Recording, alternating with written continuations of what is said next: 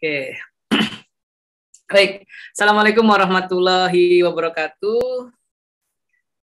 Selamat siang menjelang sore. Shalom, Om Swastiastu, Namo Buddhaya, salam kebajikan. Baik, pertama-tama dan yang paling utama, marilah kita panjatkan puji syukur kehadirat Tuhan Yang Maha Esa, pencipta alam semesta, karena berkat rahmat dan limpahan karunia-Allah kita masih bisa berkumpul dalam tatap maya atau Zoom ini pada siang hari ini. Kebetulan saya di Samarinda ini sudah pukul 14.30, jadi siang menjelang sore ya. Adik-adik mahasiswa yang luar biasa. Oke, berdasarkan urutan waktunya, saya hanya dibekali waktu 45 menit, namun secara umum yang saya bisa dan yang saya kerjakan sehari-hari adalah memang yang berhubungan dengan karya tulis ilmiah, khususnya di bidang penulisan KTI, baik itu makalah, laporan, dan nanti ada proposal serta skripsi. Akan banyak yang bisa adik-adik mahasiswa dapatkan, tentunya nanti bisa diminta sama panitia terhadap PowerPoint-nya ini. Insya Allah ini bisa mendampingi Mbak dan Masnya dalam menyusun atau merangkum atau merangkai hingga menjadi sebuah makalah, laporan, dan nanti di slide yang kedua yaitu proposal dan skripsi. Baik, langsung saja ya. Jadi saya memperkenalkan diri sedikit. Nama saya itu Hani Subakti, SPD, MPD, GR. Ya, jadi sebelum saya selesai studi magister, saya sudah sempat menikmati sarjana profesi pendidikan guru atau mendapat gelar GR. Sebenarnya jarang saya tulis, tapi ya nggak apa-apa lah. Karena ini lumayan juga dulu pengorbanannya. Jadi inilah kebiasaan saya, Bapak Elgar. Saya memang konsentrasinya di bidang kebahasaan dan seolah ini menjadi mahasiswa kebahasaan di tingkat selanjutnya juga. Baik, tentunya teman-teman sudah sering dengar makalah dan laporan Universitas Siliwangi Tasikmalaya tentunya juga menyusun ini. Dan Bapak Ibu dosen tentunya juga akan menyuruh membuat ini. Dan saya hanya mengenalkan. Baik, silakan Mbaknya dilanjut. Salindianya, bahasa Indonesianya Salindia ya. Baik, makalah ini menjadi momok terhadap banyak mahasiswa di tingkat-tingkat awal perkuliahan biasanya, yang mahasiswa tingkat semester sekarang ganjil atau semester 3 masih awal-awal tuh masih mulai bosan itu. Makalah lagi. Apa sih makalah itu? Silakan Mbak. Oke, dilihat dari sudut pandangnya, makalah itu ada pengertian, tujuan, struktur, macam-macam, contoh, dan ciri-ciri. Jadi tidak sekadar membuat makalah, tapi ada yang harus sistematis. Sesuai dengan pedoman, sesuai dengan tolok ukur berpikir kita masing-masing. Nah, gitu ya. Kalau di kampus saya itu, biasanya kalau buat makalah ya harus dikasih pedoman dulu. Tapi ada juga teman-teman kami yang agak tanda kutip agak nakal. Ayo buat makalah aja. Setelah dibuat, dikumpul, disalahkan karena nggak ada pedomannya. Jadi menurut bahasa Indonesia, hematnya makalah itu seperti ini. Oke, silahkan Mbak. Atau Masnya nih yang jadi pengaturnya. Nah, pengertian makalah ya, semuanya sudah tahu makalah itu apa sih ya? Makalah ya karya tulis ilmiah. Salah satu karya tulis ilmiah adalah makalah. Makalah itu memiliki pengertian sebagai berikut. Apa ini Mbak pengertiannya? Saya mengambil KBBI ya, Kamus Besar Bahasa Indonesia, karena kami dosen Bahasa Indonesia mau tidak mau berpatokannya tolok ukurnya KBBI. Makalah diartikan dalam dua pengertian, yaitu tulisan resmi tentang suatu pokok yang dimaksudkan untuk dibacakan di muka umum dalam suatu persidangan dan yang sering disusun untuk diterbitkan. Karya tulis pelajar atau mahasiswa sebagai laporan hasil pelaksanaan tugas sekolah atau perguruan tinggi. Jadi makalah itu karya tulis pelajar atau mahasiswa, yang dalam hal ini adik-adik mahasiswa Universitas Siliwangi Tasikmalaya. Oke Mbak, lanjut. Karena waktunya ini. Silakan.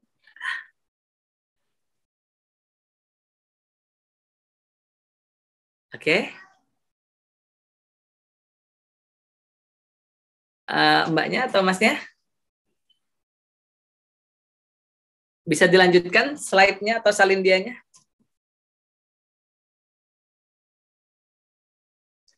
Jadi karya tulis mahasiswa ya.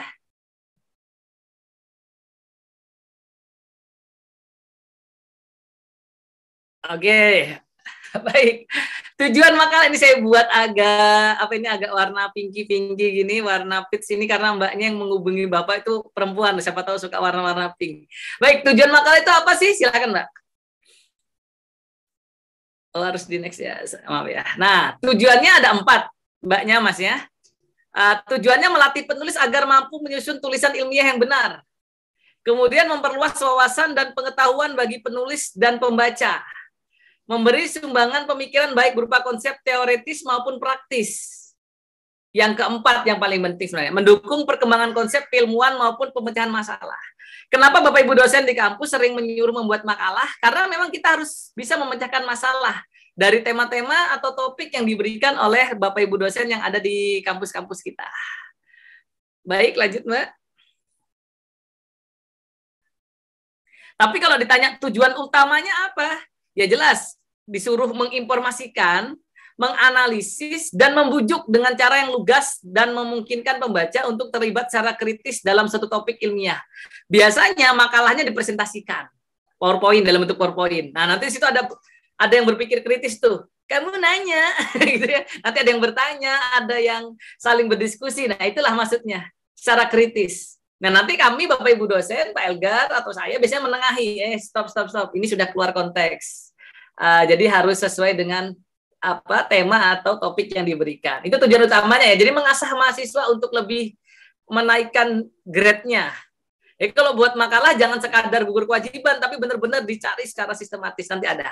Lanjut, Mbak. Struktur makalah. Jadi makalah itu tidak sekadar semaunya kita atau selonong boy. Di dalam pedomannya ada struktur makalah. Apa saja itu? Coba Mbak, silahkan. Cover jelas ya. Ada kata pengantar, daftar isi. Ini nggak boleh terlupakan. Yang namanya makalah ada cover. Ada kata pengantar, ucapan terima kasih. Kemudian kepada pihak-pihak yang terlibat di dalamnya. Kemudian daftar isi. Saya rasa adik-adik mahasiswa di Jawa Barat ini sudah terbiasa. Kami yang di Kalimantan Timur, Bapak ini tinggal di Samarinda, Dek. Insya Allah sebentar lagi menjadi kota penyangga dari ibu kota negara yang sedang didirikan. Nah, kami sudah terbiasa menyusun ini. Kalau saya perhatikan sama di kampus itu adik-adik itu sering melihat, oh ini makalah-makalahnya gini. Nah, ya kembalilah kepada struktur-struktur secara umum. Tapi ada kelanjutannya. Selain cover, kata pengantar, dan daftar isi, ada 3 bab. Yang pertama pendahuluan, introduction, kemudian ada pembahasan, dan ada penutup conclusion, serta daftar pustaka. Ingat, yang namanya makalah harus ada daftar pustaka atau referensi. Kenapa? Ini yang menyatakan bahwasanya makalah ini makalah ilmiah. Bukan hanya makalah-makalah lepasan atau makalah lepas yang tidak ilmiah. Kalau kita yang di perguruan tinggi, apa sih KTI itu? Karya tulis ilmiah. Yang dikatakan ilmiah harus ada yang namanya daftar pustaka, atau teman-teman di Surabaya, Malang tuh sering bilang referensi, sama aja. Ya, daftar pustaka, daftar referensi, rujukan itu relatif sama. Baik, lanjut Mbak. Nah, sebelum kita jauh melangkah, ada macam-macam makalah. Apa saja sih macam-macam makalah itu? Nah, secara umum dibagi menjadi makalah biasa dan makalah posisi. Makalah biasa kemungkinan besar makalah yang kalian kumpulkan ketika Bapak Ibu dosen meminta tugas dalam bentuk makalah. Itu makalah biasa. Kalau makalah posisi, ada bergemingnya. Ada yang ingin disampaikan di depan khalayak umum, seperti gubernur menyampaikan makalah di depan gedung DPR, di dalam gedung DPR.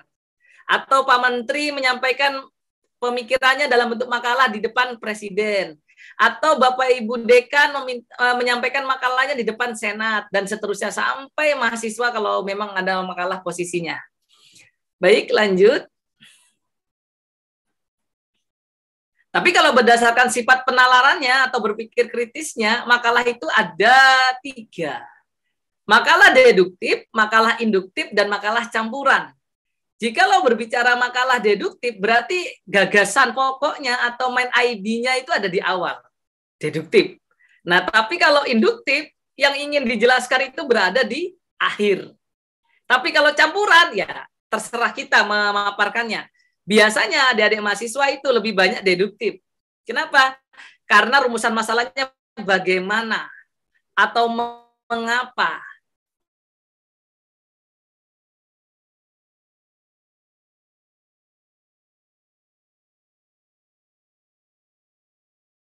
Dan bagaimana mengharapkan. tidak bercerita kemajuan kemudian mundur ke belakang, itu induktif. Atau campuran sekalian. Nah, seperti itu. Baik, lanjut. Contoh makalah. Nah, oke, langsung aja Mbak, contohnya Mbak. Nah, di sini boleh diklik ya nanti di drive google.com itu. Di situ sudah ada folder. Dalam link ini kalian bisa melihat beberapa contoh makalah loh. Jangan lupa diklik. Nanti silakan deh kita diklik. Nanti adik-adik mahasiswa bisa melihat contoh makalah yang beredar di mana-mana. Silakan, Mbak. Oke. Kalau tadi kita berbicara macam-macam, sekarang kita berbicara ciri-ciri makalah. Seperti apa sih ciri-ciri makalah? Oke. Nah, makalah yang baik ketika makalah itu komprehensif. Sumber info yang baik. Jadi tidak boleh hoax ya, atau berita bohong. Dia seimbang, dia kreatif, penulisannya benar, tertata dengan baik. Penulisan benar ini yang susah Bapak Ibu, sampai Mbak dan Masnya.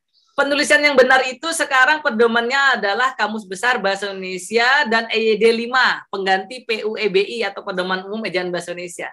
Di situ harus benar dari segi penulisan kata, menjadi kalimat efektif, menjadi sebuah paragraf atau wacana, dibubui tanda baca, huruf kapital, dan lain sebagainya.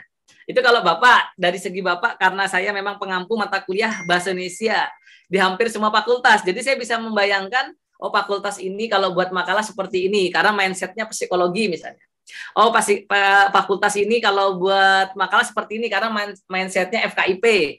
Oh fakultas ini kalau buat makalah seperti ini, karena mindsetnya mungkin hukum dan sebagainya. Jadi tata bahasanya itu harus memang benar seharusnya, kalau mau bicara ilmiah. Lanjut Mbak. Nah, kalau tadi di awal saya masih yang sederhana, makalah, hasil pemikiran, baik individu atau kelompok, sekarang laporan. Apa sih laporan itu? Oke. Silakan Mbak, laporan. Sama, saya biasanya membuat laporan itu dari berbagai bentuk atau berbagai tujuan, tapi sebelum ke tujuan kita ke pengertian dulu. Nanti ada fungsi, manfaat, struktur, dan cara membuatnya. Baik, pengertian laporan.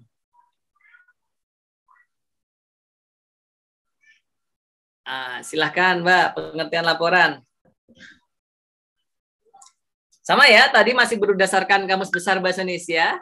Laporan adalah suatu bentuk penulisan khusus yang disusun untuk mengidentifikasi dan memeriksa secara singkat sebuah masalah, peristiwa atau temuan yang telah terjadi, seperti peristiwa yang telah terjadi dalam suatu organisasi, atau temuan dari penyelidikan, penelitian, atau percobaan. Nah, karena yang hadir pada siang menjelang sore harinya adalah mahasiswa FKIP, jurusan atau program studi geografi, jadi mungkin mbak-mbaknya atau mas-masnya, adik-adik mahasiswa ini sering membuat suatu temuan atau penyelidikan yang dituangkan dalam sebuah laporan. Jadi kalau makalah tadi kita hanya berdasarkan referensi kita olah, tapi kalau laporan sudah ada sebelumnya atau peristiwa sebelumnya. Oke, silakan Mbak. Kita bicara tujuan dulu. Tujuan laporan. Sepertinya agak sendat ya. Baik. Jadi laporan ini ada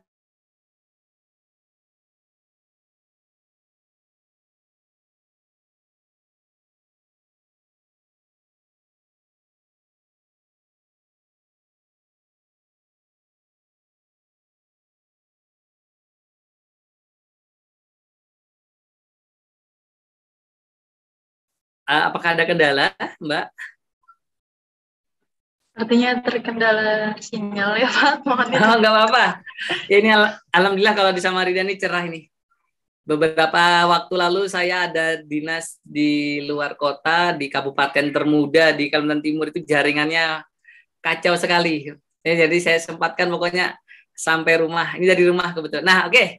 Terima kasih Mbaknya. Baik, untuk tujuan laporan, kemudian tujuan laporan itu ada beberapa poin. Saya di sini menggambarkannya yang jelas Dia dalam menjelaskan kegiatan, kemudian menjadikan sumber informasi, menjelaskan dasar penyusunan kegiatan, sarana dokumentasi hasil kegiatan. Jadi kalau kita membuat laporan itu minimal mencakup satu atau mungkin keempatnya. Itulah pentingnya laporan. Apalagi adik-adik pendidikan program studi pendidikan geografi itu biasanya sering mengadakan karya wisata atau studi kasus atau berkunjung ke tempat-tempat baru. Nah, disitulah kegiatannya apa, kemudian kan itu jadikan sumber informasi apa yang didapatkan, kemudian menjelaskan dasar penyusunan kegiatan itu seperti apa sampai dokumentasi. Oke, selanjutnya. Pak Hani mah enak bilang selanjutnya aja.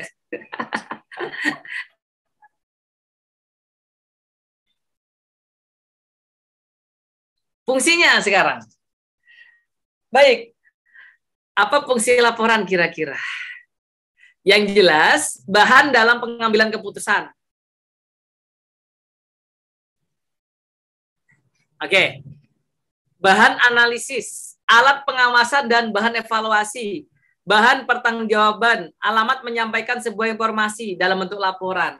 Bapak, alhamdulillah kalau di kampus itu sering ditanya, mana laporannya Pak? Laporan pengabdian masyarakat, laporan penelitian, laporan penerbitan buku atau HKI dan sebagainya. Itu sebagai apa?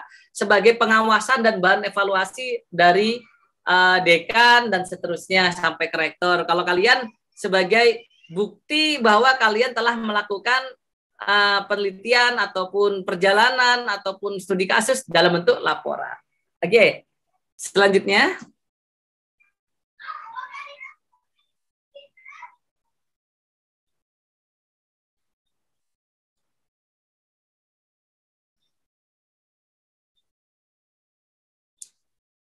Kalau ada tujuan, selalu ada manfaat. Nah, apa manfaat laporan? Ayo, kita lihat. Secara umum ada manfaat, yaitu untuk memberikan informasi yang belum tentu semua orang mengetahuinya, melatih tanggung jawab kita terhadap tugas yang diberikan, untuk melatih otak kita, untuk selalu haus akan ilmu. Nah, itu laporan. Seperti acara siang hari ini pasti akan dilaporkan, kan seperti itu, dalam bentuk laporan kegiatan. Baik, selanjutnya Mbak.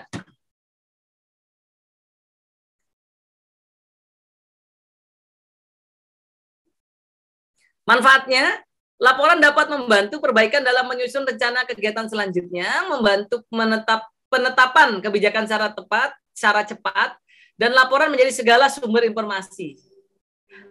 Asal jangan dibuat asal-asalan laporannya atau asal Bapak senang, ABS, tidak boleh. Laporan berdasarkan dari hasil sebelumnya. Oke, selanjutnya.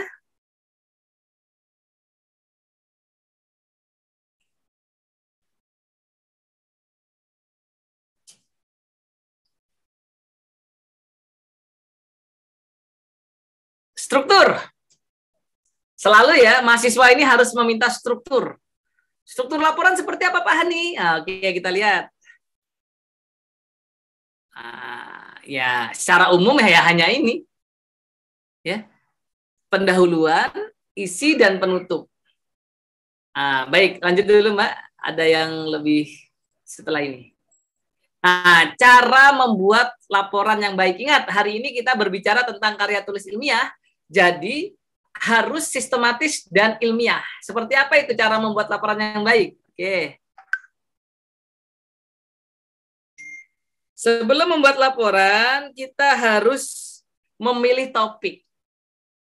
Melakukan penelitian, membuat kerangka, mulai menulis dan menyunting. Nah, biasanya kalau buat laporan tuh lepas dulu aja, nggak apa-apa, tipe-tipe dulu. Nanti setelah final, di konsep baru disunting. Jangan belum apa-apa disunting atau diedit. Akhirnya lama buat laporannya. Karena laporan itu sebenarnya mengingatkan aja, oh kita sudah melakukannya kok. Kita sudah melakukan penelitian, tinggal kita laporkan. Nah, itu saja. Baik, selanjutnya.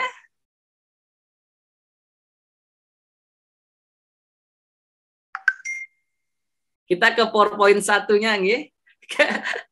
Oke. Kita tunggu dulu. Nah, ini yang menjadi momok mahasiswa tingkat akhir. Tingkat akhir di semester sekarang 7 ya, kalau yang tingkat akhir semester 7. karena harus membuat proposal ilmiah. Jadi kalau mbaknya yang panitia itu pasti buat proposal kegiatan, itu tidak ilmiah nih. Karena itu hanya sekadar pengajuan dana proposalnya. Setelah diselesaikan acara ini nanti buat laporan pertanggungjawaban terhadap penggunaan dana, seperti itu biasanya. Tapi yang kita bahas pada siang menjelang sore hari ini adalah proposal ilmiah dan skripsi. Karena saya lihat pesertanya rata-rata berjenjang akan menempuh jenjang S1, jadi kalian suka tidak suka, salah satu syarat lulus sekarang adalah dari dulu sebenarnya skripsi. Meskipun ada beberapa kampus sudah menerapkan membuat artikel yang publish di jurnal nasional bereputasi seperti Sinta 1, Sinta 2, Sinta 3 atau Scopus internasional tidak perlu membuat skripsi. Tapi secara umum sejak Pak Hani kuliah sarjana, saya kuliah pasca sarjana, ada beberapa kali saya kuliah pasca sarjana, yaitu pasti membuat karya tulis ilmiah baik dalam skripsi ataupun tesis ataupun nanti kalau S3 disertasi. Namun sebelum buat skripsi ada namanya proposal ilmiah. Ingat ya, bukan proposal kegiatan, yaitu proposal ilmiah. Proposal ilmiah terdiri atas bab 1, bab 2 dan bab 3. Stop. Menjadi skripsi ketika bab 4 dan bab 5. Ada kampus yang sampai bab 6, tapi biasanya secara lazim itu bab 1, 2, 3, 4, dan 5 untuk skripsi. Namun sebelumnya kita lihat dulu apa sih proposal ilmiah itu. Silakan mbaknya. Nah, ada pengertian proposal, ada struktur proposal, fungsi proposal, tujuan, manfaat, ciri-ciri proposal yang semuanya saya bahasakan secara ilmiah. Seperti apa itu? Lanjut mbak. Syarat-syarat, ya kita lanjutkan ya. Itu apa garis putus-putusnya. Jenis-jenis dan penulisan proposal. Oke, lanjut dulu, Mbak. Pengertian proposal ilmiah. Secara umum, sebelum kita melakukan suatu kegiatan, kita harus menyusun rencana kegiatan. Ingat, proposal adalah rencana. Yang namanya rencana bisa di ACC, bisa tidak. Jadi kalau tidak di ACC, jangan berkecil hati. Proposal dari sudut pandang ilmiah adalah rancangan dari suatu usulan sebuah penelitian yang kemudian akan dilaksanakan oleh peneliti terhadap bahan penelitiannya. Perbedaan proposal karya ilmiah dengan proposal umum atau proposal non ilmiah terletak pada standar penulisan atau standarisasi penulisan. Oke, lanjut Mbak, yang A yang sudah, yang B sekarang. Strukturnya yang pertama judul. Yang kedua latar belakang, ketiga rumusan masalah, keempat hipotesis tindakan, dugaan sementara, kemudian tujuan, manfaat. Nah, ini masuk bab 1 ya, sampai 6 nih bab 1.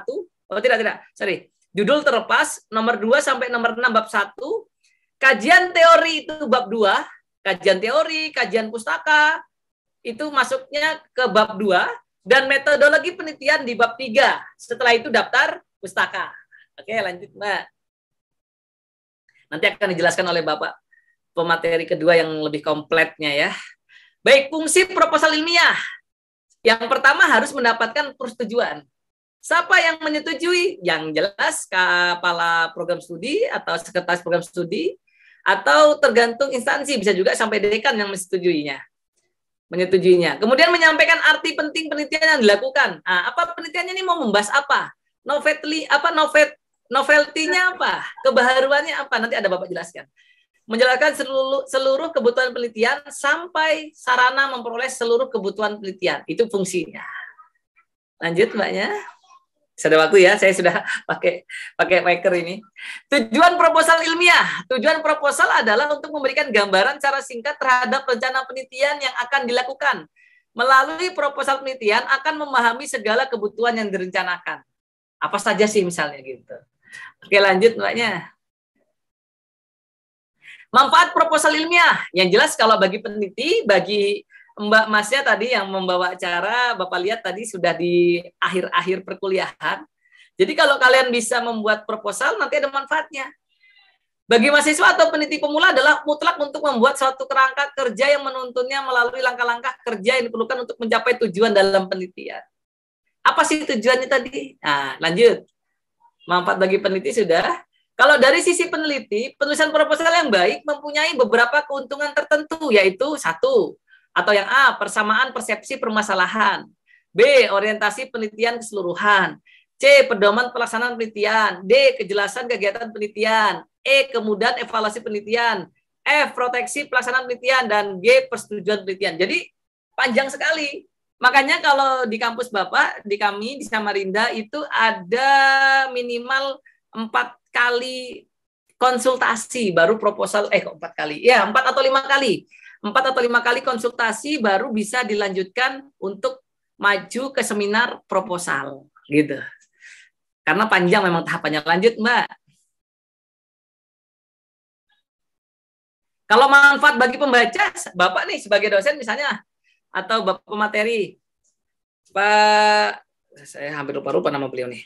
Namanya bagus sekali. Ternyata beliau adalah sama seperti saya, orang Kalimantan juga. Cuma beliau Kalimantan Barat. Jadi kalau dari Kalimantan Timur ke Kalimantan Barat itu susah jalan darat deh. Harus naik pesawat dulu. Setelah naik pesawat sampai transit ke Jakarta dulu, baru habis transit ke Jakarta baru sampai ke Pontianak. Begitu biasanya rutenya. Karena kalau lewat darat lumayan panjang dari Kalimantan Timur ke Kalimantan Barat. Begitu ya Pak ya. Baik, manfaat bagi pembaca adalah menambah wawasan atau pengalaman. Selain itu, hasil penelitian dapat digunakan sebagai rekomendasi untuk program atau kebijakan yang diaplikasikan dalam kehidupan sehari-hari. Baik, lanjut. Nah, ini. Ciri-ciri proposal ilmiah itu harus merupakan pembahasan suatu hasil penelitian. Jangan banyak-banyak, Mas, Mbak. Jangan sampai proposal kalian meneliti dari Sabang sampai Merauke, dari Miangas sampai Pulau Rote. Kelamaan. Mungkin itu bagus sekali kalau ada cukup dana, cukup waktu, dan cukup tenaga untuk mengerjakannya. Karena bisa jadi kalau variabelnya terlalu banyak, kalian masih di jenjang S1, itu akan membuat terlambatnya atau tidak tepatnya lulus nanti. Bersifat metodis atau sistematis, jadi ada pedomannya atau selingkungnya. Menggunakan ragam bahasa ilmiah, formal, lugas. Proposal dibuat singkat, jangan bertele-tele. Sebagai pemberitahuan pertama, kalau bisa kalian adalah yang memberikan pemahaman awal atau penelitian sebelumnya yang dilanjutkan namun ada pembedanya. Donatur bisa, proposal seharusnya diberikan pada donatur maupun instansi terkait. Ya, donatur kita kalau mahasiswa biasanya orang tua ya atau beasiswa. Saya mendengar Jawa Barat itu banyak sekali beasiswanya. Semoga adik-adik yang ikut hari ini juga dapat beasiswa. Berisikan berbagai tujuan-tujuan dan latar belakang kegiatan. Tujuannya disesuaikan dengan latar belakang. Ini secara umum aja. Sampai akhirnya proposal sendiri ada pihak yang mengajukannya. Oke, lanjut, Mbak.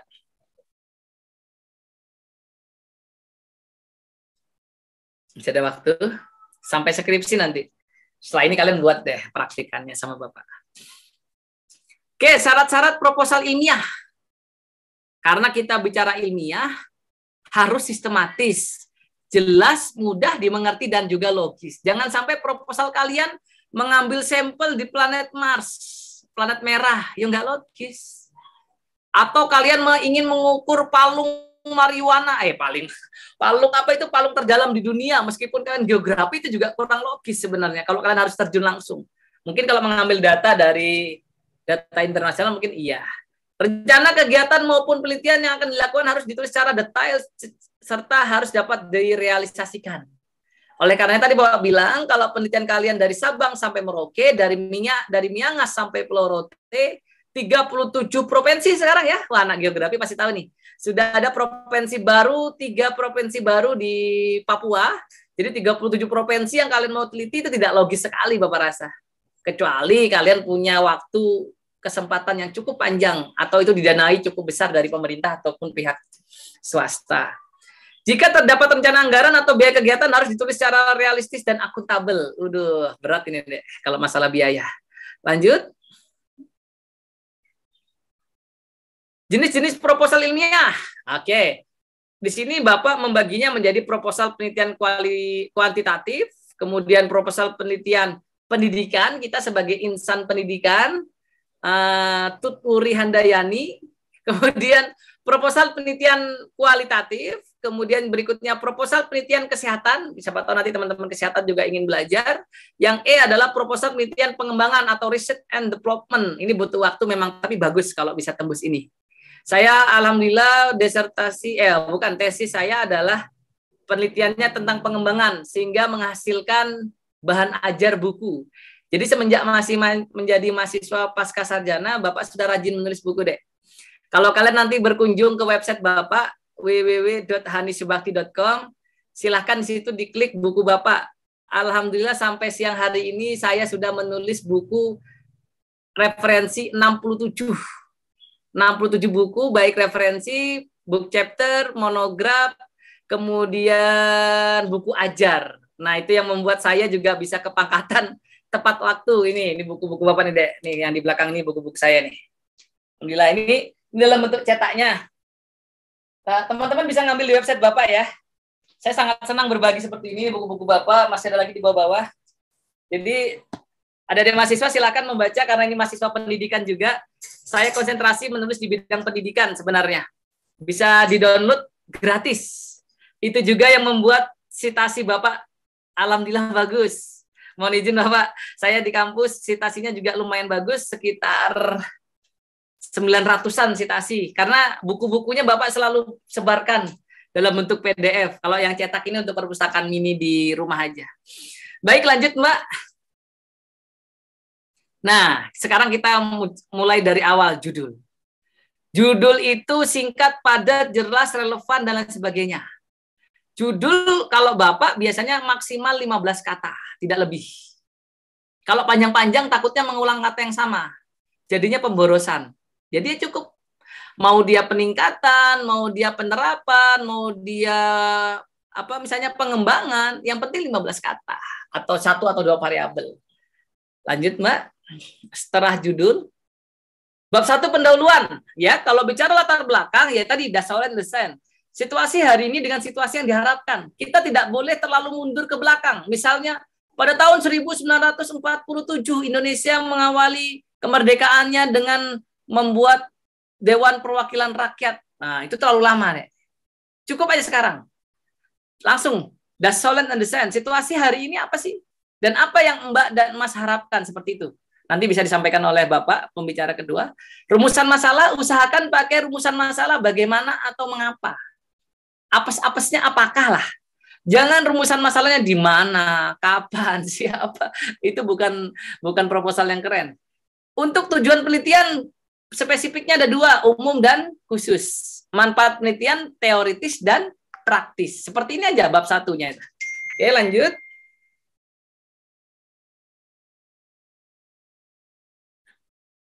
Bab 2, tinjauan pustaka. Tinjauan pustaka berisi tentang teori yang berhubungan dengan topik atau masalah penelitian. Bab 2.2, kerangka pemikiran. Berisikan rangkaian pemikiran peneliti untuk menjawab perumusan masalah dari hasil kajian pustaka terkini. Ini kalau ada, nggih. Kalau kami di Samarinda kebetulan ada. Siapa tahu teman-teman di Jawa Barat, khususnya di Tasikmalaya, tidak menggunakan kerangka pemikiran, ini insidental aja. Selikungnya bisa jadi berbeda, tapi secara umum seperti ini. Jadi kalau tinjauan pustaka ya teori-teori. Teori kalau yang bagus itu 5 tahun ke belakang. Buku Bapak bisa jadikan teori itu karena 2019, 20, 21, 22 masih agak update.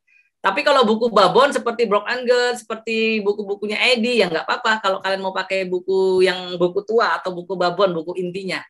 Tapi kalau bisa 10 tahun, lebih bagusnya lagi 5 tahun ke belakang itu untuk tinjauan pustaka. Baik, lanjut. Dan bab 3, kerangka konsep dan metode penelitian, ini secara umum seperti ini. Kerangka konsep. Tapi kadang orang tidak penelitian.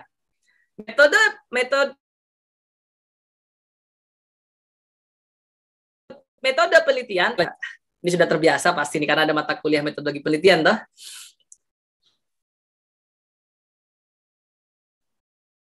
Mbaknya?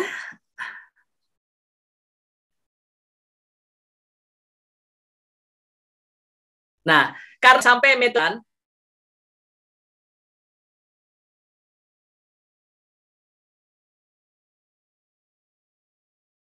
setelah itu beri semangat Bapak. Tapi selain Pankoper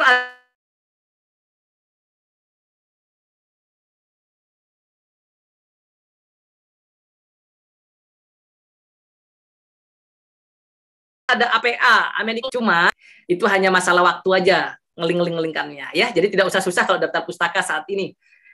Baik, selanjutnya proposal sudah selesai, Bapak rasa tinggal yang jadi momoknya dulu ya, ini silakan sudah kami linkkan. Kalau Mbak Masnya yang hadir pada siang hari ini mau melihat proposal penelitian kuantitatif seperti apa sih, itu ada contoh dari Undip. Kalau profesor sampai proposal penelitian kualitatif ada contoh dari UMS. Untuk proposal penelitian pendidikan juga ada, kesehatan juga ada, dan lain sebagainya. Ini hanya ngeling-ngelingkan aja, siapa tahu adik-adik di sini mau melihat contoh proposal penelitian yang sempat saya cari. Baik, lanjut Mbaknya. Kita masih ada 5 menit terakhir. Nah, skripsi. Jadi saya mau tanya dulu, tapi ini dijawab dalam hati saja ya. Skripsi yang baik itu yang seperti apa? Ternyata kata orang-orang yang sudah melalui ini, skripsi yang baik adalah skripsi yang selesai.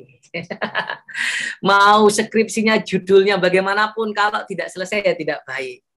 Pak, IPK saya sudah 4,00 di semester 7, Pak. Boleh nggak saya nggak membuat skripsi langsung lulus? Maaf, tidak boleh.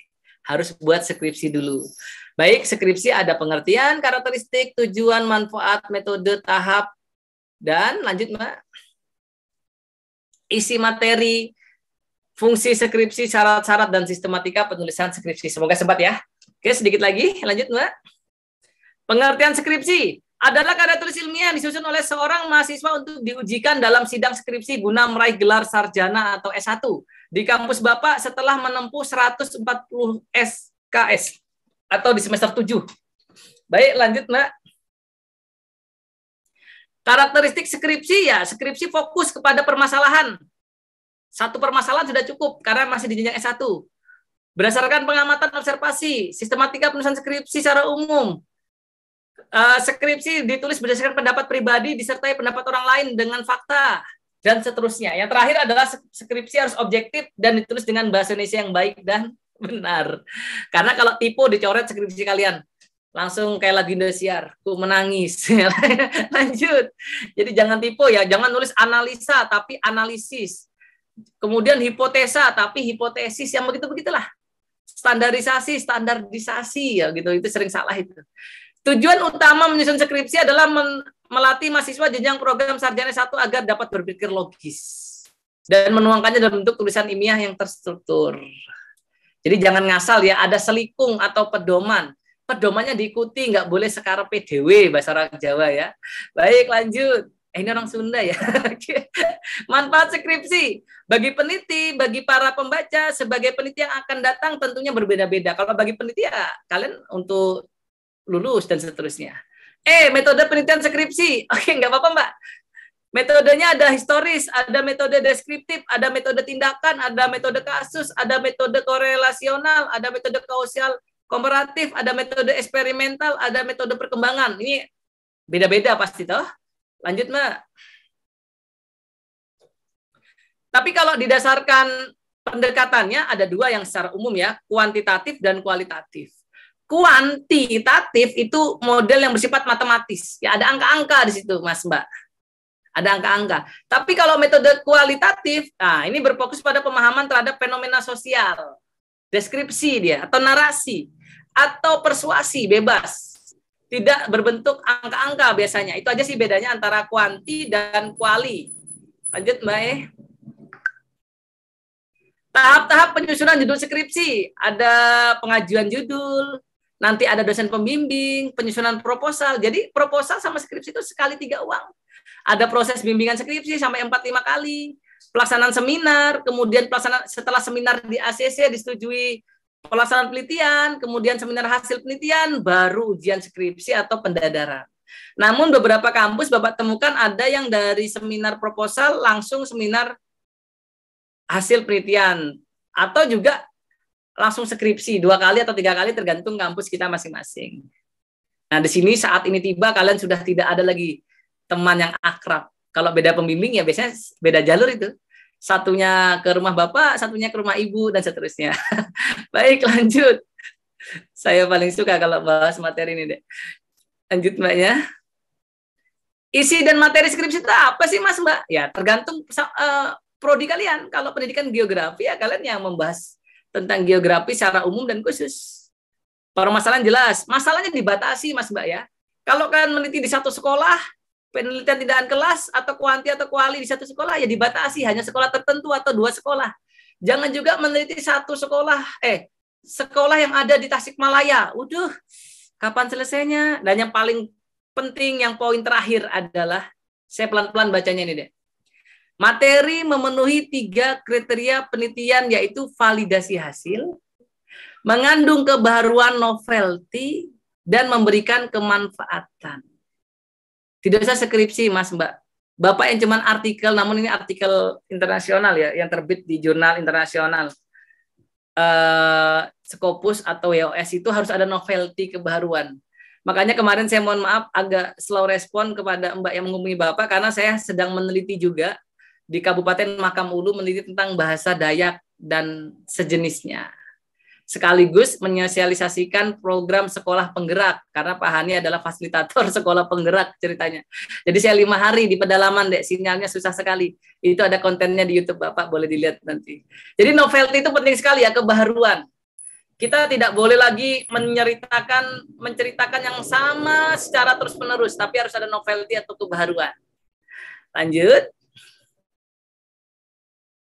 Fungsi skripsi ya pendidikan pengajaran, penelitian pengembangan, kurikuler, evaluasi, dan administratif. Administratif di sini skripsi itu ya untuk administrasi kalian sebelum dinyatakan lulus dan mendapatkan gelar sarjana pendidikan. Lanjut, Mbak. Syarat-syaratnya, skripsi harus bersifat komunikatif, jelas dan cermat, benar dan objektif, sesuai dengan langsung dan sasarannya tepat, dan skripsi harus lengkap. Dari cover sampai lampiran dan lampiran lainnya. Lanjut. Sistematikanya, ini kalau di tempat Bapak ya seperti ini ya, mungkin ada perbedaan sedikit. Halaman sampul, judul, moto lembar persembahan, lembar pernyataan, lembar persetujuan, lembar pengesahan, abstraksi, kata pengantar, daftar isi, daftar tabel, dan daftar gambar. Ini tempat Bapak. Bisa jadi nanti disampaikan oleh Bapak pemateri selanjutnya yang lebih lengkap lagi disesuaikan dengan kampus kalian. Lanjut. Nah, ini kalau mau lengkap. Apa sih bab 1 isinya? Jangan-jangan habis waktu ini. Oh, belum. Bab 1 isinya apa sih? Latar belakang, rumusan masalah, tujuan, manfaat. Bab 2 kerangka, tinjauan, model, hipotesis jika ada. Bab 3 waktu dan tempat, definisi operasional, metode pengumpulan data. Bab 4, gambaran umum, analisis data dan pembahasan. Bab 5, kesimpulan dan saran. Setelah itu jangan lupa daftar pustakanya. Ikuti versi apa yang ada di Universitas Siliwangi. Program studi geografi, daftar pustakanya menggunakan APA, MLA, CSA, Cicago. Kalau teman-teman di UIN itu atau Sekolah Tinggi Ilmu Keagamaan itu biasanya pakai MLA. Modern Language Association. Kalau kita yang universitas secara konvensional atau umum biasanya pakai APA. American Psychological Association. Jadi kalau semuanya pakai APA ya APA, jangan campur aduk. Kemudian lampiran-lampiran. Nah, contoh skripsi itu ada contohnya. Silakan nanti Bapak mengaitkan dari Unair dan apa kemarin. Bisa nanti diklik ya HTTPS-nya. Oke, selanjutnya. Habis. Oke. Baik. Mungkin ini saja dari karya tulis ilmiah yang menjadi pengenalan, karena Bapak hanya disuruh mengenalkan. Jadi kurang lebih seperti itu. Terima kasih atas kesediaan mendengarkannya. Saya kembalikan ke Mbak moderator. Silakan, Mbak.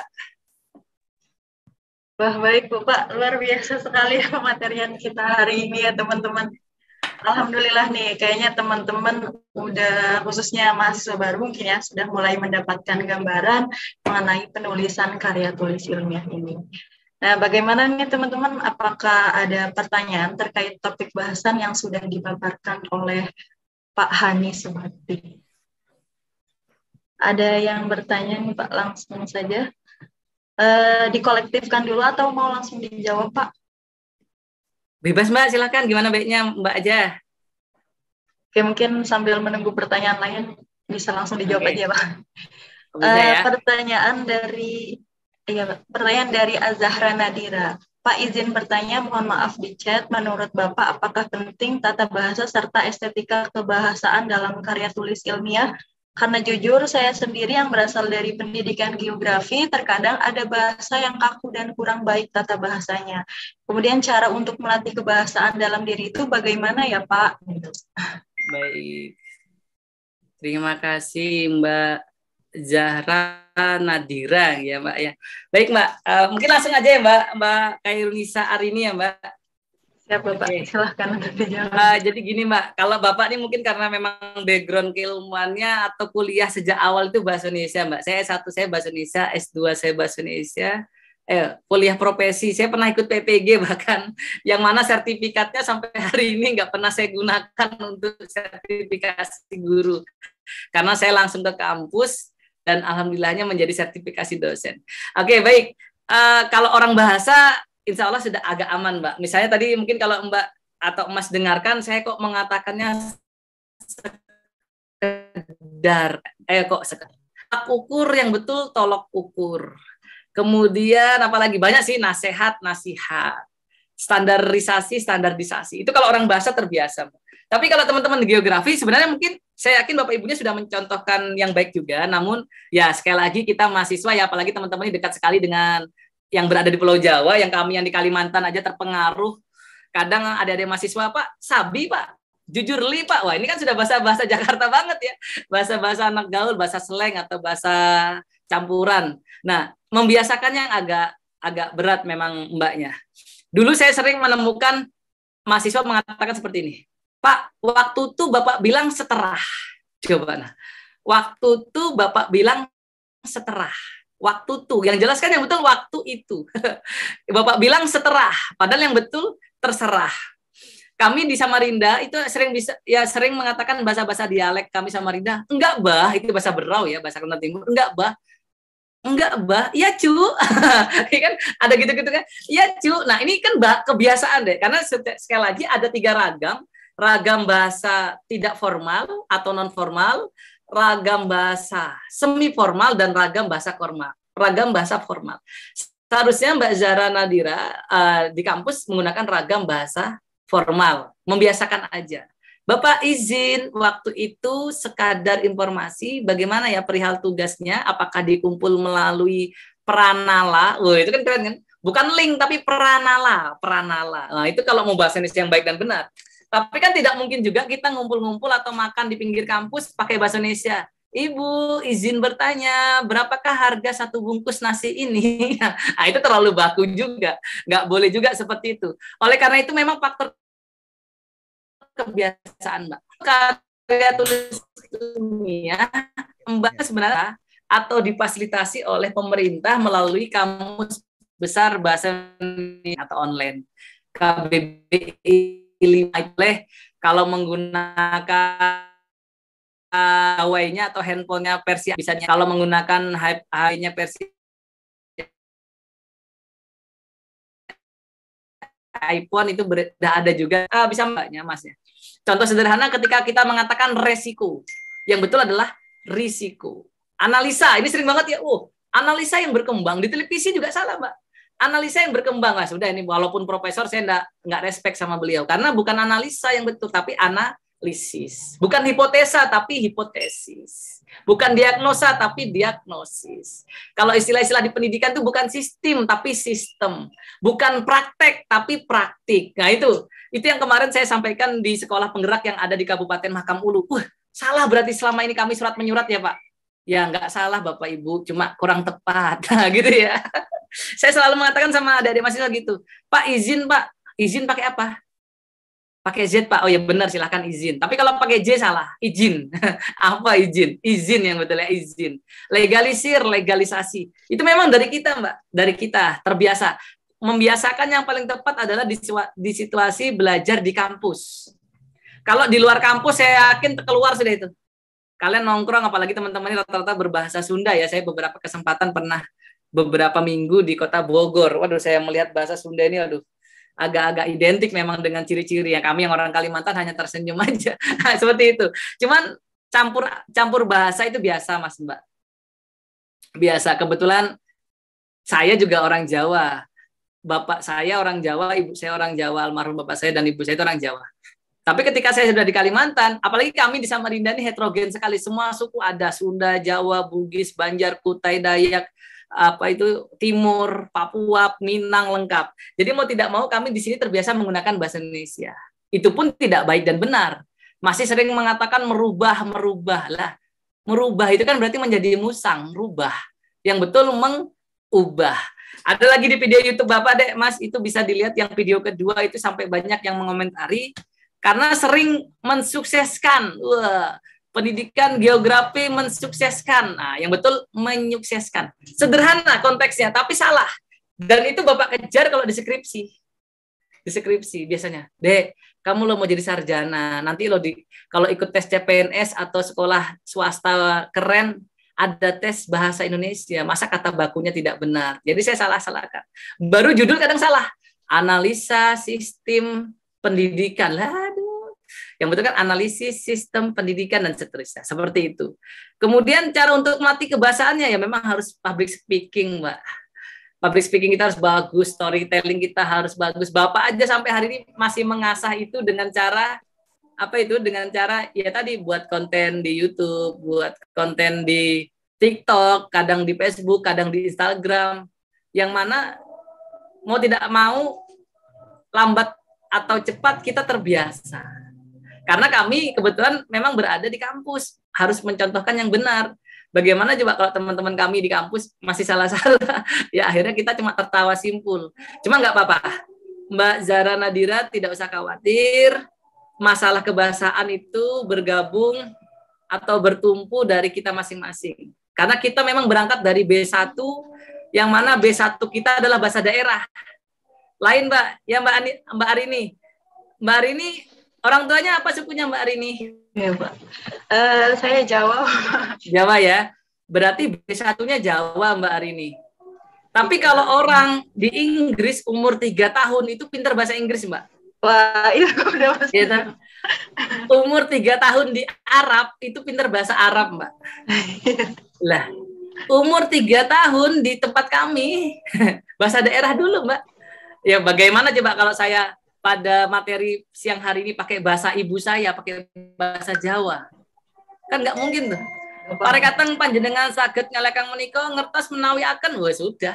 Teman-teman yang dari Sunda live semua ini. Nggak penting Pak Han ini pakai bahasa Jawa. Akhirnya memang bahasa Indonesia memang harus kita latih. Harus kita latih dan harus kita kita ucapkan terus-menerus hingga menjadi kebiasaan. Kan ala bisa karena biasa. Kalau nggak pernah diucapkan ya memang kita akhirnya hanya berkumpul di antara kesalahan. Makanya muncul kata filosofinya orang Eropa, 1000 kesalahan yang dilakukan secara terus-menerus dianggap sebuah kebenaran. Coba saya tulis di kolom chat ya. Di Tasikmalaya masih menemukan enggak kata begini? Fotokopi. Sorry. Saya kirim ke Pak Elgar lagi. Saya kirim. Maaf ya Pak Elgar. Fotokopi. Sering nggak menemukan kata fotokopi? Nggak bisa ya Mbak? Sebentar. Baik Pak. Fotokopi. Mungkin ada ya di Tasikmalaya fotokopi ya. Tulisannya FOTOCOPY. Itu bahasa yang salah. Karena yang betul adalah FOTOKOPI tanpa spasi. Tapi kenyataannya sepanjang jalan Tasikmalaya mungkin fotokopi. Itu juga terjadi di Samarinda, Bapak, Ibu, dan Mbak dan Mas. Kecuali tetangga saya karena sudah saya bilangin di awal, Mbak fotokopi ya. Gitu. Ya, Mbak ya. Jadi sekali lagi dengan segala hormat Mbak Zahra Nadira, mungkin dikondisikan Mbak, mungkin kalau chat sama teman-temannya pakai bahasa Indonesia yang lebih banyak lah ketimbang bahasa gaul gitu kan. Mungkin nanti akhir-akhirnya terbiasa. Dan saya yakin Bapak Ibu nanti akan Bapak Ibu, Mbak dan Mas nanti akan merasakan ketika sudah menulis skripsi. Skripsinya bagus tapi tulisannya yang kurang bagus. Akhirnya direvisi dan revisi. Mungkin seperti itu ya Mbak Nadira yang bertanya tadi. Kalau belum jelas boleh bertanya kembali. Saya kembalikan ke Mbak Arini deh. Baik Bapak, terima kasih. Jadi begitu, Nadira gimana? Sudah paham atau masih ada yang ingin ditanyakan dari Nadira? Dari Azahra.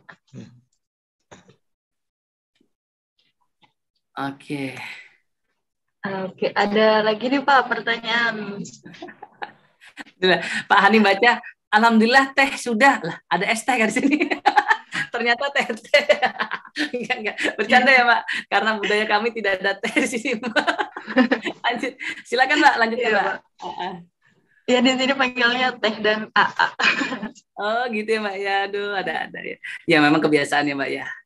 Iya. Silakan ini ya, Mbak. Yang kedua ya, Mbak ya. Ya, baik, Pak. Ada dari Nita Nurmala. Perkenalkan, nama saya Nita. Bapak izin bertanya terkait proposal pengembangan yang tadi sempat dijelaskan bahwa Nggih. Bapak melakukan penelitian pengembangannya di jenjang S2.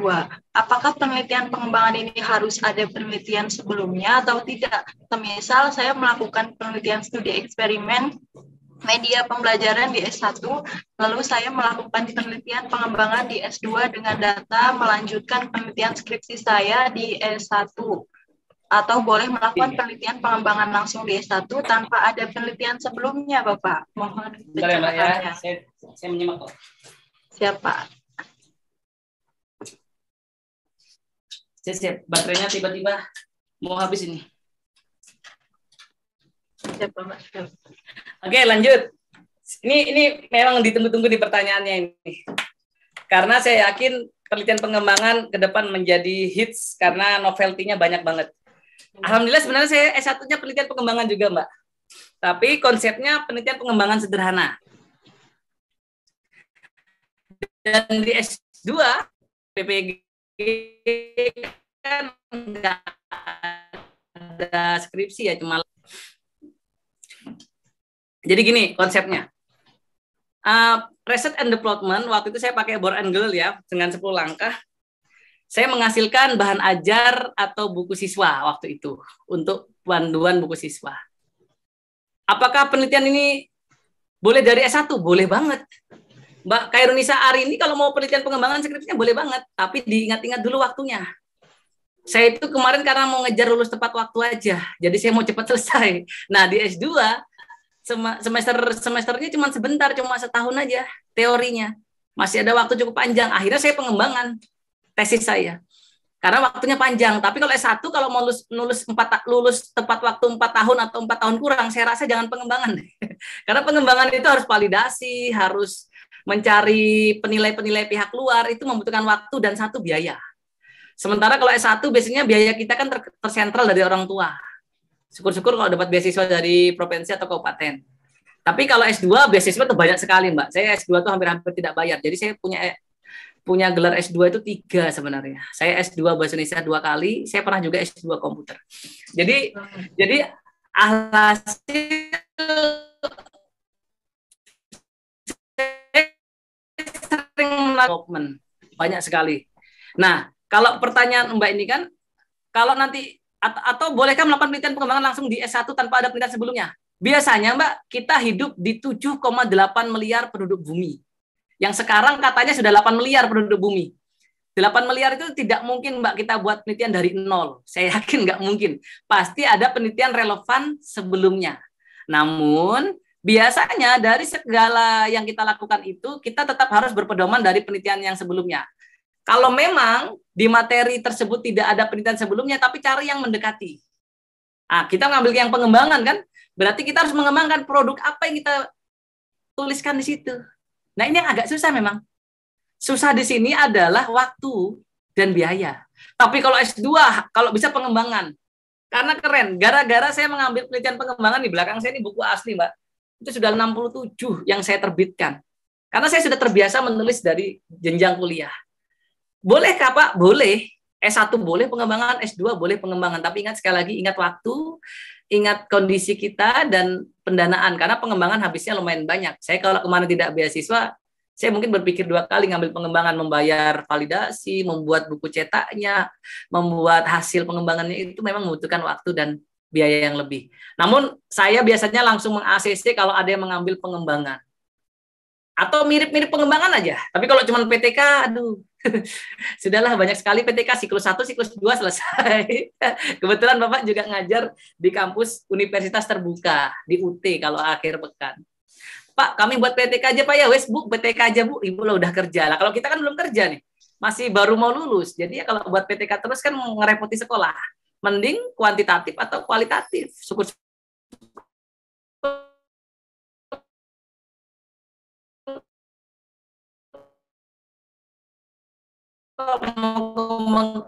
kalau Bapak S1-nya itu tentang karya wisata. Karya wisata karya wisata itu saya membuat peta konsep atau mind mapping. Kemudian ketika S2 mind mappingnya itu yang saya buat pengembangan, yaitu membuat buku berdasarkan mind mapping atau peta konsep dari hasil temuan lapangan. Insya Allah nanti S3 disertasi saya masih tentang pengembangan lagi karena saya mau melanjutkan itu. Nah, tapi kalau teman-teman mau terputus pengembangannya S1 apa, S2 apa juga nggak masalah.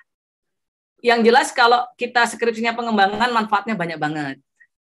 Nah, kalau kami yang umat muslim tuh amal jariahnya lumayan banyak karena ada karyanya. Tapi kalau hanya kuanti sama kuali juga bagus. Yang penting kan lulus dulu.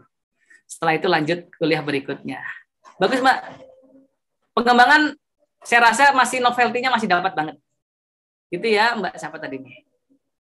Mbak Nita Nurmala. Ya, gimana nih? Nita udah berancang-ancang banget. Iya, harus Mbak, harus. Nanti disampaikan sama Bapak pembicara berikutnya. Siap, Bapak. Ada satu lagi tadi ya, Mbak ya? Oh ya, ada satu lagi dari Azhar, Pak. Izin bertanya, Bapak dalam menentukan memilih kualitatif dan kuantitatif, apa saja yang menjadi pertimbangan dalam pembuatan karya tulis ilmiah, Pak? Wah. Ini agak repot ini. Kalau dibicara pertimbangannya ya sebenarnya mana suka sih Mbak, arbiter. Yang jelas skripsi itu jangan ikut-ikutan. Temannya kualitatif, wah ikutlah kualitatif juga. Temannya kuantitatif, ikut juga kuantitatif. Temannya nggak milih apa-apa, ikut juga nggak milih. Akhirnya 7 tahun baru lulus, 14 semester. Nah, kalau Bapak sih, yang jadi pertimbangan adalah daya kita. Otak kiri, otak kanan kita tuh lebih enak apa? Kalau memang kekuatan kalian dalam berhitung, ya ambil penelitian yang memang ada skor-skor atau nilai-nilai atau variabel di situ. Tapi kalau teman-teman lebih suka berimajinasi, mendeskripsikan, kemudian menarasikan, ya ambil yang hanya deskripsi aja. Tidak boleh dua-duanya, Kak, Pak? Boleh, namanya mixed method atau campuran. Tapi kalau S1, biasanya Bapak Kaprodi atau Bapak Ibu Dekannya, biasanya meminta salah satu, nggak usah dua-duanya. Kalau dua-duanya sekalian pengembangan aja, kan gitu akhirnya. Karena kalau dilihat tingkat kesulitannya, antara kedua ini ya sama. Mau kuali atau kuanti sama tingkat kesulitannya. Lulusnya cepat mana, Pak? Ya sama. Cuma kan kalau angka-angka kan itu tidak bisa didebatkan deh. Kalau pakai SPSS 25 muncul skornya, siapa mau debatkan? Saya aja bingung lihat angkanya. Apa ini 0,000 ini 0000. Akhirnya ya sudahlah, yang penting konteksnya ketemu. Tapi kalau deskripsi, bagaimana kita mengatur deduktif induktifnya, ide pokoknya di mana, sesuai dengan sama realita, kuesionernya, angketnya bagaimana, kan seperti itu. Nah, ini yang agak riskan memang menurut Bapak. Yang jelas Mas Azhar atau Mbak Azhar ini kalau suruh memilih kuali atau kuanti, Mbaknya atau Masnya tetapkan dulu kuat di mana. Karena skripsi yang nolong hanya diri kalian sendiri, Mas Mbak. Bukan orang lain ya. Kalian ikut teman yang suka kuali, kalian ikuti kuali, teman kalian selesai, kalian masih bingung. Dia belum tentu membantu. Kan gitu. Jadi tadi skripsi yang baik itu bukan skripsi kuali atau kuanti, tapi skripsi yang selesai. Itu yang baik. Mau dia kuali, mau dia kuanti, mau dia pengembangan atau mixed method campuran atau studi literatur atau yang lainnya, itu nggak baik kalau nggak selesai. Tapi kan teman Bapak deh, Mbaknya, Masnya, waktu dulu ya, cerita lama ini, cerita tahun 2011, 2012. Skripsinya terlalu wow, pokoknya lah, WOW lah, wow. Akhirnya benar 14 semester baru selesai. Dengan teaternya karena dia orang bahasa kan. Nah, orangnya pinter Pak, tapi ya karena dia tidak bisa menempatkan diri. Ya kalau bisa 4 tahun kenapa harus 7 tahun gitu kan? Karena sekali lagi Masnya masih ada peluang ikut PPG, masih bisa ikut pascasarjana. Jangan sampai kalian sudah pada menikah, teman seangkatan sudah pada nikah, sudah pada lulus ya, kalian masih di kampus ngapain? Konsultasi. Itu yang terjadi di kampus Bapak ya. Kalau dari Tasikmalaya kayaknya tidak ada. Kalau di kampus Bapak banyak tuh deh yang nongkrong sampai sapam tuh sambil main catur. Mas, wisuda Mas? Iya Pak, nggak apa-apa Pak, jagoan selalu terakhiran Pak. Saya lulus di saat yang tepat, pret. Nggak ada gitu Mas, lulus di saat yang tepat ya, lulus ya tepat waktu lah, bukan di saat yang tepat. Lulus di saat yang tepat itu ya lulus sampai 7 tahun di saat yang tepat juga, tapi lulus tepat waktu juga mempengaruhi standar kriteria berapa itu? Kriteria 789 luaran. Nah, kan jangan sampai akreditasi kampus kita akhirnya turun gara-gara alumninya banyak yang nggak lulus tepat waktu dan seterusnya gitu. Ya, Mbak ya. Jadi masalah kualitatif, kuantitatif ya Mas atau Mbak Azhar inilah yang menentukan sendiri. Karena kalau Pak Hani disuruh memilih ya dua-duanya bagus. Tapi kekuatan daya jelajah kita, daya pikir kita, nalar kita yang mana yang paling cocok, itulah yang lebih bagus kalau menurut Bapak pada saat ini. Kan seperti itu Mbak Arini yang mau wisuda nih Mbak ya. Ini semester 7 Pak. Oke, semester 7 nih Mbak ya. Gimana Azhar? Sudah cukup paham atau ada pertanyaan lagi dari Azhar? Oh ada nih Mbak. Baik Pak, terima kasih. Nah ini nih mahasiswa sering salah nih. Terima kasih itu terima dan kasih. Jangan spasi. Tidak boleh tanpa spasi Mas ya, tapi harus spasi. Nah, betul. Guyon ya. Baik Pak, terima kasih. Nah sama Mbak Nita Nurmala juga terima kasih digabung. Ini karena kebiasaan ini. Karena kebiasaan. Mbak Zahra juga terima kasihnya tanpa spasi nih. Ya Mbak, mau tahun depan Mbak nyusun atau tahun depannya lagi, yang penting Mbak semuanya deh Mbak dan Masnya harus semangat. Karena bagaimanapun skripsi ini adalah cara kalian lulus. Ya. Jadi harus dikerjakan. Oke, silakan Mbak Arini. Siap, Pak. Ini harus digarisbawahi ya, Pak.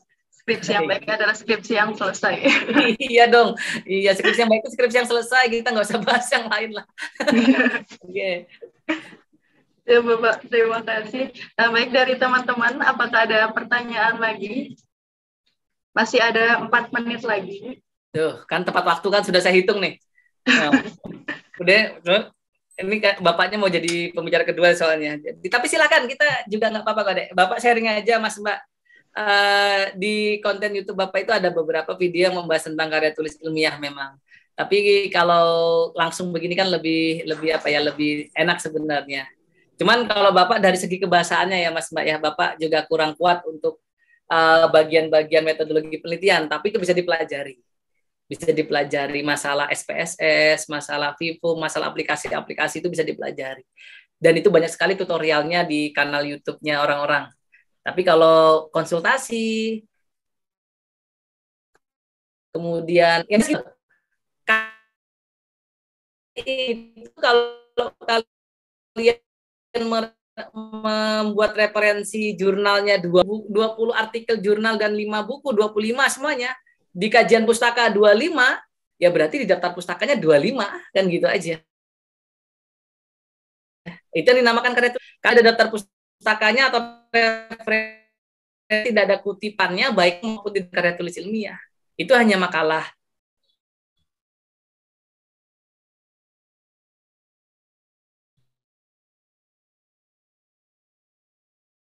Biasa atau Ibu dosen.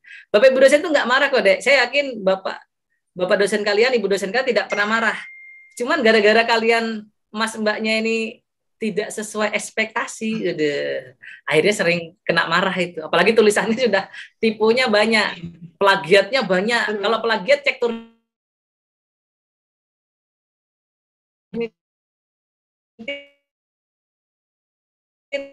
ya itu di 5%, kalau sekarang 25% plagiatnya. Plagiat itu tingkat Bapak di kampus itu jadi tim itu, Dek. Yang mau lulus doktor, yang mau ke guru besar itu untuk meneliti bukunya, artikelnya itu saya yang suruh para prasekan. Kalau cuman para prasekannya mudah, kadang sekelas Bapak Ibu doktor yang mau jadi guru besar itu tulisannya pun masih tipu, apalagi para prase. Cuma ini rahasia kami aja ya. Nggak cuma S1 kok, teman-teman S2, S3 juga banyak yang sering tipu karena mungkin ya tadi karena kebiasaan aja. Ya, seperti itu Mbak Arini. Siap Bapak, mohon doanya untuk skripsi.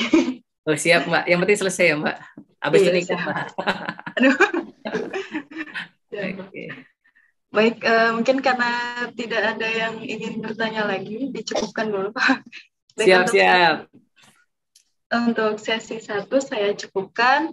Sebelumnya terima kasih banyak kepada Pak Hani Subakti SPDMP DGR atas materi yang sangat luar biasa ini dan menambah wawasan kita untuk lebih mengenal karya tulis ilmiah. Dan juga saya ucapkan terima kasih kepada teman-teman yang sudah bertanya dan menyimak materian dengan baik. Terima kasih banyak, Pak. Baik, sekali lagi sebelum diakhiri Bapak tutup ya. Baik, terima Ya. kasih dengan segala hormat atas partisipasinya dan pertanyaannya. Kalau memang belum memuaskan, nanti boleh bertanya kembali di lain waktu, mungkin lewat nomor WhatsApp Bapak, bisa nanti kita sharing bareng-bareng karena keterbatasan waktu lah. Terima kasih. Kalau ada salahnya itu datang dari Bapak karena kesempurnaan hanyalah milik Tuhan Yang Maha Esa. Saya akhiri, selamat sore, salam sejahtera bagi kita semua. Om Santi Santi Om, Namo Buddhaya, salam kebajikan, wabillahi taufiq wal hidayah, wassalamualaikum warahmatullahi wabarakatuh.